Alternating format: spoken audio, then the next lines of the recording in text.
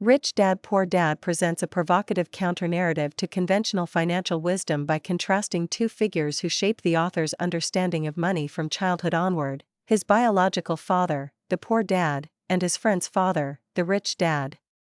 Across the book, the author argues that financial literacy is the core skill that transforms a life of toil and debt into a life of assets, cash flow, and freedom. The text does not merely provide a set of investment strategies, it offers a comprehensive mindset shift. It invites readers to rethink the meaning of wealth, to discard the belief that money is earned only through wages, and to develop the capacity to make money work for them rather than working for money alone. The tone is pragmatic and didactic, with simple diagrams and parables designed to render complex financial ideas accessible to lay readers. The result is a manual of habits, questions, and frameworks intended to seed a lasting shift in how people address money, work, and the possibility of ownership over income streams that endure beyond the day-to-day grind of a job. The core thesis is straightforward but transformative. Schooling often teaches people to become good employees rather than capable owners of assets. The traditional pathway, study, get good grades, find a safe job, climb the ladder, produces a familiar cash flow pattern: earned income from wages, occasional promotions, modest savings, and a heavy reliance on debt for larger purchases. Kiyosaki argues that this trajectory, while comfortable in the short term for many, tends to trap people within a narrow cycle of income and expenses. The more you earn from a job, the more you may feel compelled to spend on housing, cars, gadgets, and other liabilities that drain cash flow rather than expand it. This, he asserts, is the crucial misperception that fuels the middle-class rat race and the perpetual insecurity of those who depend on a single income stream. What separates the rich dad from the poor dad is not merely income level or risk appetite, it is a fundamentally different relationship to money and a different set of cognitive tools. The rich dad teaches that money should be understood as a system, an idea shaped by accounting, markets, and the legal framework in which wealth is created and protected. The book emphasizes financial intelligence as the capacity to read financial statements, evaluate assets, understand cash flow, and navigate tax laws and corporate structures. The four pillars of financial IQ, accounting, investing, markets, and the law, form a practical framework for decision-making. Accounting is about understanding how money moves through a life, reading income statements and balance sheets, and recognizing the difference between what looks like an asset and what actually generates cash flow. Investing is the art of placing capital into income-producing ventures with the expectation that those assets will produce more money than they consume. Markets refer to the psychology of buyers and sellers, the timing of opportunities, and the cycles of prices and depreciation. The law encompasses the use of corporations, tax strategies, protections from liability, and the ways in which legal structures can magnify or protect wealth. Together, these elements create a toolkit for turning knowledge into leverage and opportunities into scalable wealth. A central distinction in the book is the difference between assets and liabilities. An asset is something that puts money in your pocket, a liability is something that drains money from it. The author presents a practical, frequently revisited litmus test: if something requires ongoing cash outflows, maintenance, or debt service and does not reliably produce passive income, it is likely a liability or at least not a true asset. This distinction is not merely semantic. It underpins a strategic shift. The first priority for wealth building is to acquire income-producing assets, businesses, real estate that yields cash flow, stocks, or other ventures that generate recurring revenue, so that money flows toward you even when you are not actively working.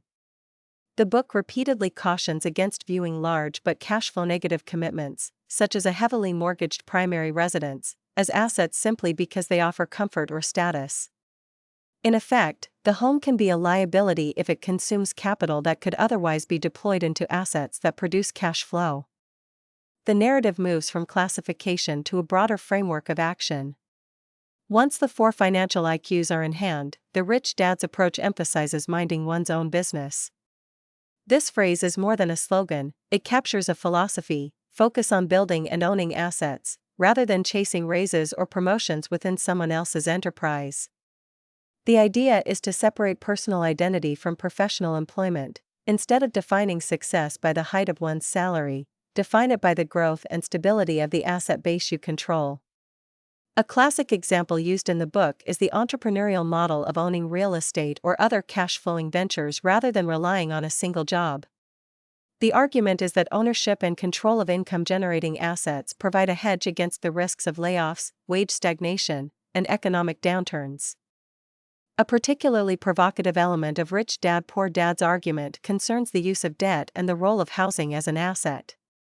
The book defends the emotional value of owning a home but contends that debt-financed housing, especially when it ties up capital and increases cash outflows through taxes, maintenance, and property taxes, often becomes a liability. The key suggestion is not to shun mortgage finance altogether but to prioritize assets that produce cash flow first and to fund the desire for a home with investment gains rather than with debt that drains resources.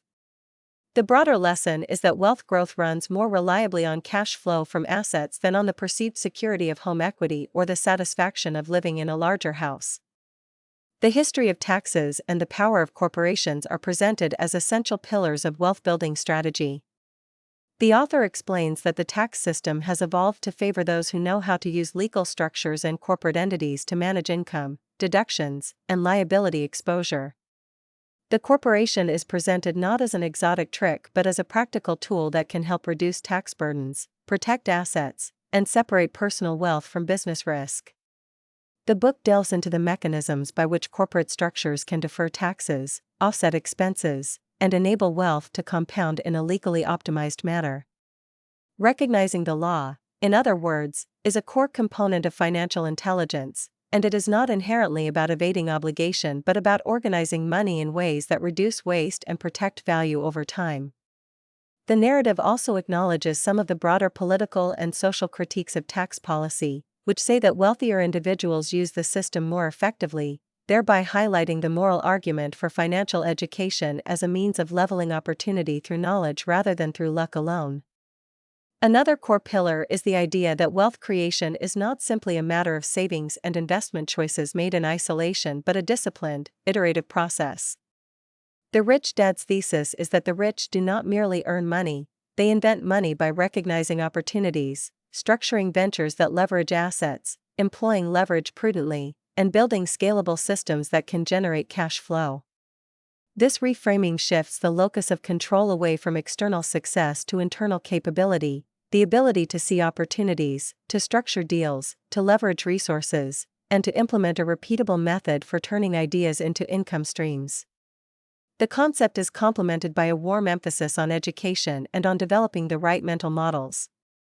The book repeatedly invites readers to cultivate an entrepreneurial frame of mind, to question conventional wisdom, to learn from mentors, and to practice critical financial thinking in everyday life. In Part 2, the author explicitly introduces a four-part framework that captures the essential skills needed for financial intelligence: accounting, investing, markets, and the law. Each pillar supports a different aspect of wealth building. Accounting is the ability to read and interpret financial statements, to understand cash flow, and to distinguish assets from liabilities in practical, day-to-day life. Investing covers the decision-making process around deploying capital into ventures that produce ongoing income, including real estate and business opportunities. Markets focus on the social and psychological dynamics that drive prices, valuations, and timing, an acknowledgement that money moves in part because of human behavior, emotions, and crowd psychology. The law emphasizes the strategic use of corporate structures and tax rules to protect wealth and keep more of what is earned. When combined, these four areas provide a comprehensive toolkit for turning earning power into durable wealth across generations.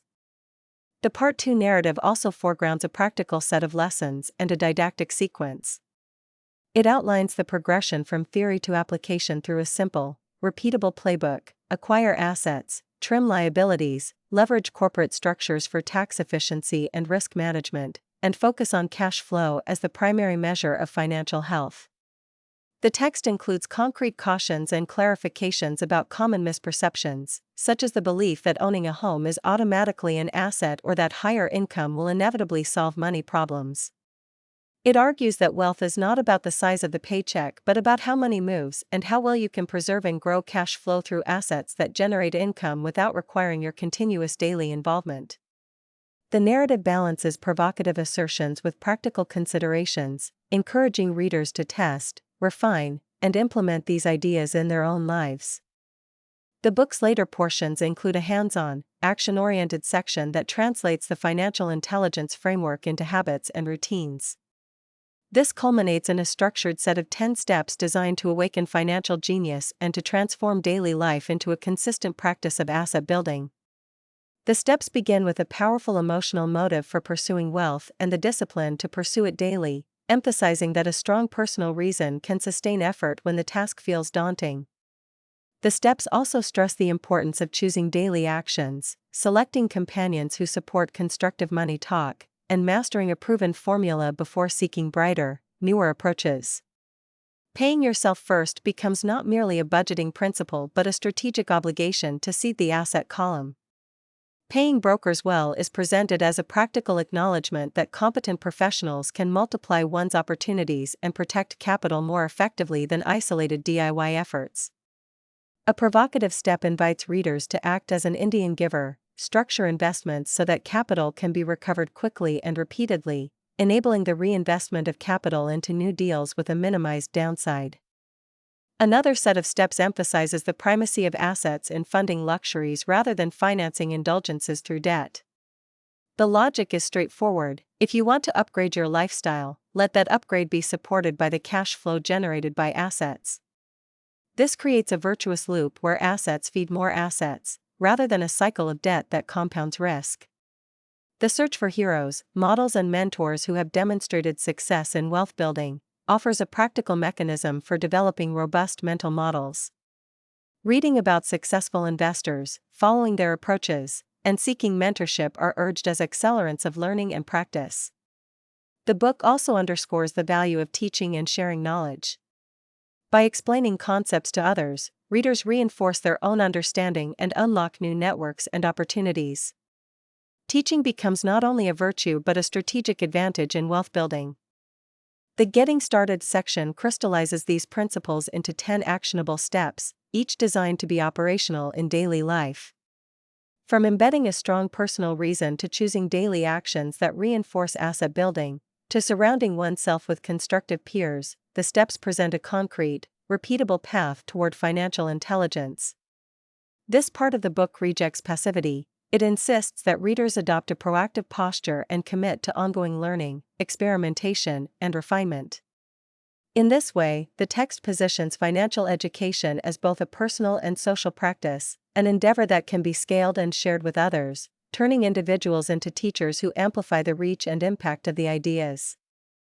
The epilogue of Part 4 closes the circle by presenting a real-world example of a high-leverage, tax-efficient approach to funding education. A friend faces the challenge of financing 4 children's college expenses and navigates the path not simply through savings but through strategic real estate decisions. The narrative recounts buying a foreclosed home with a non-qualifying loan, renting it to build cash flow, and then using a 1031 tax-deferred exchange to roll gains into a new project, such as mini storage. Over several years, this leverage compounds into a substantial capital pool that funds education while preserving wealth.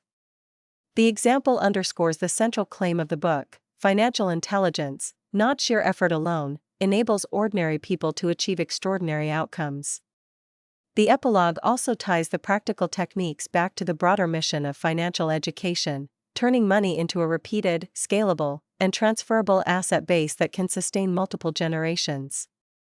It reinforces the idea that money is ultimately an idea that can be learned, practiced, and taught to others through experiential tools like the cashflow games and related curricula.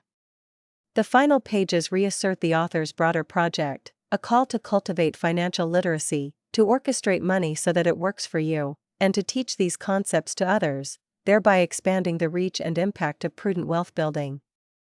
Taken as a whole, Rich Dad Poor Dad is not simply a manual of investment advice, it is a comprehensive program for reordering priorities, reshaping beliefs about money, and developing a habit of continuous learning. Its insistence that assets, cash flow, and the legal structures around wealth form the core of financial independence remains its most enduring claim. The book's tone, direct, contrarian, and relentlessly practical, invites readers to test old assumptions, to adopt new mental models, and to apply a simple but powerful framework to their own lives. If wealth is defined not only by the balance sheet but by the ability to generate reliable income streams with limited ongoing effort, then Rich Dad Poor Dad invites readers to begin a disciplined journey toward asset ownership, financial intelligence, and financial independence that can outlive a person's working years and ideally be transmitted as a legacy to future generations.